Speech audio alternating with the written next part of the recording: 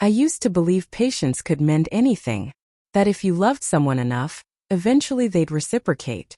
For months I convinced myself Emma was simply tired, stressed, or overwhelmed. But deep down I sensed a change. The way she pulled away from my touch wasn't exhaustion anymore. It was deliberate emotional distance. First I tried to understand.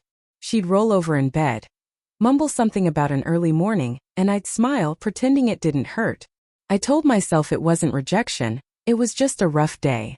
But rough days stretched into weeks, weeks into months, and silence crept in. The truth settled. I was pleading for something that should have been shared. The worst part wasn't the lack of intimacy, it was feeling invisible. She'd pass me in our home as if I were furniture, a shadow quietly holding the marriage together with hope. Conversations became routine. Smiles were polite, hollow gestures. I began questioning whether she even noticed me anymore. I tried everything: date nights, small surprises, long conversations about how much I missed her. Each effort met the same cold reaction.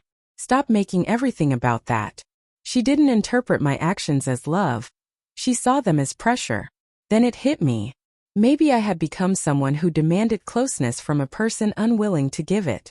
So one evening I stopped. No arguments, no requests, no listening to excuses. I simply let silence settle. And in that quiet I realized something crucial. When love is one-sided, pushing harder only breaks you. That night, she scrolled her phone beside me while I stared at the ceiling, wide awake. I wasn't angry or sad, I was empty. And emptiness, I learned, is fertile ground for decisions. I resolved that if she no longer valued my presence, she needed to understand what my absence felt like. The next morning I woke early. Emma was still asleep, phone on the nightstand, body turned away as usual. I stood quietly, observing her. Not with longing, but with clarity. Love shouldn't require pleading for permission to exist. I didn't make breakfast or leave a note. I gathered my things, dressed, and left for work in silence.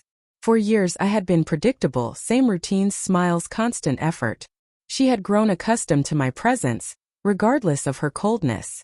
That day, I gave her exactly what she had asked for all along: distance. At work I ignored my usual habits. No morning texts, no check-ins.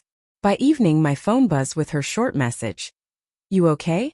I stared at it, then locked the screen and slid it back into my pocket. I didn't need her immediate reassurance anymore.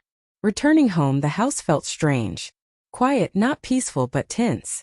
Emma was in the kitchen, stirring a pot she clearly didn't want to touch. She glanced at me. "You didn't message all day," she said flatly. I nodded. "Yeah, I was busy." Her frown sought further explanation. I didn't offer one. I walked past her, changed clothes, and settled in the living room, staring at nothing. She lingered briefly, confused by my detachment. For the first time in a long while, the silence was shared. She felt it too. Over the next days I maintained distance. I stopped checking if she was okay, stopped attempting to fix what she refused to mend. I met responsibilities but withdrew emotionally. It was strange. Once I stopped chasing her, I could see how hollow our relationship had become. Her laughter sounded forced, compliments rehearsed. Yet beneath it all I saw uncertainty. For the first time she seemed unsure of me. By the week's end the energy shifted. Emma began small gestures she had long neglected.